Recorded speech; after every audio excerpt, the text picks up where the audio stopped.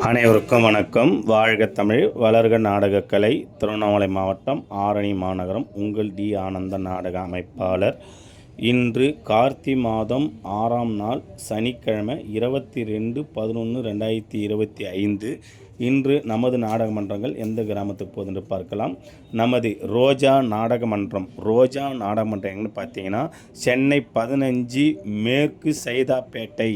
சென்னை 15 மேற்கு சைதாப்பேட்டை கொத்தால் சாவடி தெரு ஹவுசிங் போர்டு. அதாவது சென்னை 15 மேற்கு சைதாப்பேட்டில் ஹவுசிங் போர்டில் கொத்தால் சாவடி தெரு என்ற இடத்தில் இன்று இரவு ரோஜா நாடக மன்றத்தினால் நாடகம் நடைபெறும்.